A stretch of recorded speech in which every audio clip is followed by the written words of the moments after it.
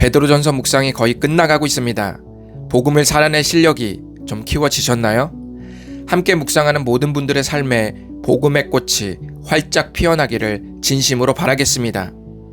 우리는 지난 2번에 걸쳐 교회 리더와 성도들이 고난의 때에 복음을 살아내기 위해 당부하는 내용들을 나누었습니다. 이제 베드로전서 말씀은 3번째로 교회 리더와 성도님을 모두 포함해서 공통적으로 적용되는 당부의 명령을 주십니다. 그것이 무엇일까요? 하나님과 사람에게 겸손하라는 말씀입니다. 5절 하반절에 다 서로 겸손으로 허리를 동이라고 했는데 이 대상이 교회 리더와 성도 모두를 포함하고 있습니다. 베드로전서 말씀은 교회 공동체 전체에게 겸손으로 허리를 동이라고 했습니다. 베드로전서에서 말하는 겸손은 관계 안에서 겸손의 의미를 살피는 것이 중요합니다. 허리를 동인다는 것은 움직이기 위해서 의복을 단단히 졸라매는 행동입니다. 겸손으로 허리를 동이라는 말은 교회 공동체 안에서 다른 이들을 배려하는 태도로 자신을 붙들어 매라는 말입니다. 그렇게 생각하면 얼핏 겸손이 남을 배려하라는 윤리적인 명령처럼 들립니다. 하지만 그런 오해를 갖지 않게 하기 위해 6절은 겸손에 대한 가르침을 하나님께 연결하고 있습니다. 6절은 말씀합니다.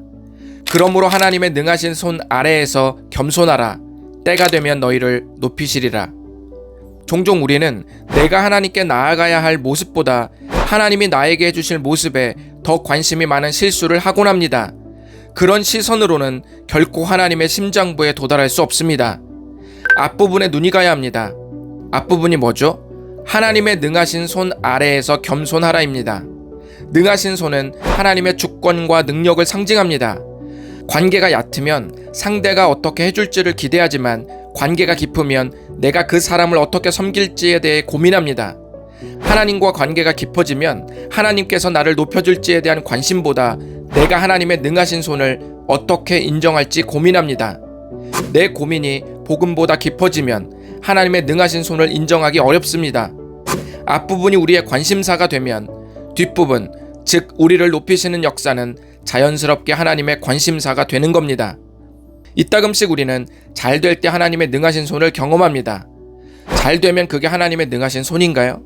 그럼 안 될 때는 하나님의 능하신 손이 사라졌나요? 그렇지 않습니다. 하나님의 능하신 손은 그리스도의 생애에 내 인생이 포개어졌음을 깨달을 때 경험됩니다. 그것이 베드로전서 말씀의 큰 맥락입니다. 포개어지는 걸 경험해야 그리스도의 승리가 우리에게 현실이 됩니다. 여러분은 여러분이 가장 소중히 여기는 친구가 가장 힘든 문제를 여러분에게만 비밀로 했다면 좋아하시겠습니까? 아니면 서운해하시겠습니까? 아마도 서운할 겁니다. 진짜 사랑하면 힘든 순간을 나누지 않은 것에 서운하게 되고 나눌 때 오히려 고마워합니다. 그래서 그리스도의 고난에 참여한다고 느낄 때 우리가 역설적으로 기뻐하게 되는 겁니다. 그리고 그 겸손이 흘러서 사람과의 관계에도 영향을 미칩니다. 그것이 겸손으로 허리를 동이게 되는 모습입니다. 이것을 알면 그제서야 5절에 하나님께서 교만한 자를 대적하시고 겸손한 자에게 은혜를 주신다는 말이 이해가 가는 겁니다. 그 겸손이 복음과 내 인생을 조명하는 데서 온 결과이므로 복음의 은혜가 뒤따라오는 것입니다. 이런 이해를 가지고 7절을 보시면 좀 더 와닿게 될 것입니다. 너희 염려를 다 주께 맡기라. 이는 그가 너희를 돌보심이라. 7절은 겸손하라는 말씀과 생뚱맞아 보이지만 6절과 독립적이지 않습니다. 문법적으로 7절은 6절에 하나님께 겸손하라와 연결되어 있습니다.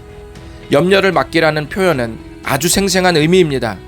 맡긴다는 말은 던져버린다는 뜻입니다. 마치 쓰레기를 쓰레기통에 던져버리듯이 염려라는 쓰레기를 처리하시는 하나님께 염려를 던져버린다는 뜻입니다. 던지면 하나님께서 돌보십니다. 걱정 더미를 싹 치우고 깨끗하게 만드신다는 약속입니다. 이 모든 경험은 하나님의 능하신 손 아래에서 겸손하라는 명령으로부터 시작됩니다. 이전의 묵상들을 떠올려 보십시오.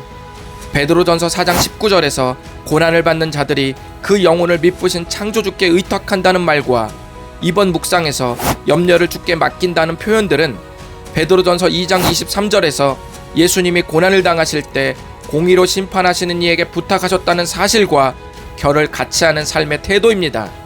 그러므로 하나님의 능하신 손 아래에서 겸손한 삶이 그리스도의 생애와 자연스럽게 겹쳐지는 것입니다.